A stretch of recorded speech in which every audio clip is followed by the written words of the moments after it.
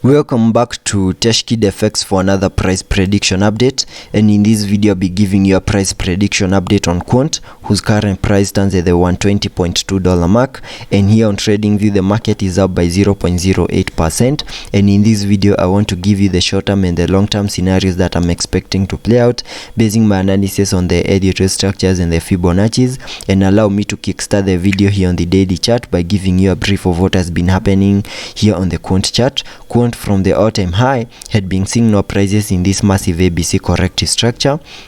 which took us back to around the $40.1 mark, and after seeing that low we have been seeing a very nice bounce to the upper side in a movement that has been obeying the Elliott wave structures, and that is better seen here on the 4-hour chart, where you can see I have this Elliott wave structure in blue having that wave 5 to the upside, making a high at around the $229 mark, and also completing the formation of a higher Elliott wave count 1. And whatever I expected next after seeing the formation of that higher Elliott wave count 1 is the formation of a higher Elliott wave count 2, and that is the movement that we have been seeing over here, and I believe we might have seen the low for that higher Elliott wave count 2 at around the $94.4 mark, and there are chances that we might be in the formation of this higher Elliott wave count 3 to the upper side, which is an impulsive wave, and sketching out a minimum target area to the upper side in the formation of this higher Elliott wave count 3, assuming that the low for that higher Elliott wave count 2 is in by connecting the trend based Fibonacci from the low of the first wave to the high of that wave 1,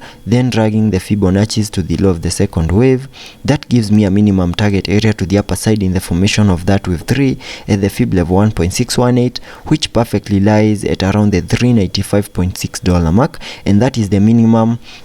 that I'm expecting Quant to do in case we continue pushing higher in the formation of that wave 3, and that is my long-term scenario that I'm expecting to play out. And getting to the short-term scenarios, I'll be jumping to the 1-hour chart for further analysis, and here on the 1-hour chart you can see after making our low at around the $94.4 mark in what might be the low for that higher Elliott wave count 2, we have been seeing a very nice bounce to the upper side in the formation of that higher Elliott wave count 3 in a movement that has been obeying the Elliott wave structures. And if I have my Elliott wave structure over here, we can have that as the first wave to the upside, then our second wave, then I'm expecting a wave 3, then a wave 4, and then continue pushing even higher in the formation of that wave 5 to complete a higher Elliott wave count 1, which is a fractal wave within that higher Elliott wave count 3 to the upside. And getting a little bit into the details of the formation of this Elliott wave structure that we have right here, in the formation of that wave 3 I expected an impulsive movement, and we had even seen chart patterns that were in formation over here that were supporting that movement to the upper side in the formation of that wave 3, like this inverse head and shoulders pattern over here. And this is a chart pattern that normally breaks to the upper side, having the minimum target area of the breakout as the height between the neckline and the head, and I got that target area, that is the height, and that was giving me a minimum target area back to around the $146.2 mark, and that is the minimum that I expected that inverse head and shoulders pattern to do. But you can see as we tried to have the breakout to the upside, we saw the formation of another chart pattern that is in formation right here, which is a double top, and this is a chart pattern that gives us a breakout to the lower side, having the minimum target area of the breakout as the height between the tops and the neckline, and that was giving me a minimum target area back to around the $117.4 mark,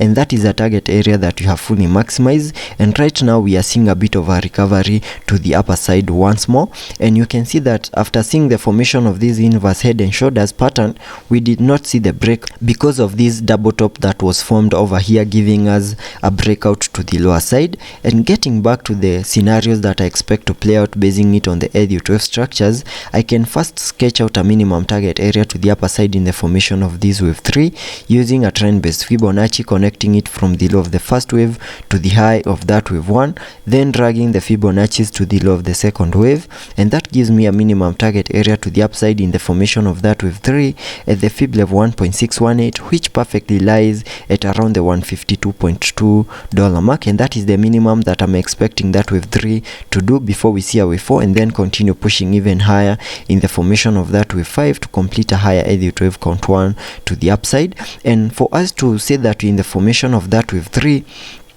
we need to regain our impulsive nature in the formation of our wave 3 by managing to break above the wave 1 high, and once that happens then we can fully maximize the target area at the Fib level 1.618 in the formation of that wave 3. There are also chances that we might not have seen the low for this higher Elliott wave count 2, and whatever we are seeing over here might be the formation of a massive ABC corrective structure, having this as the wave A.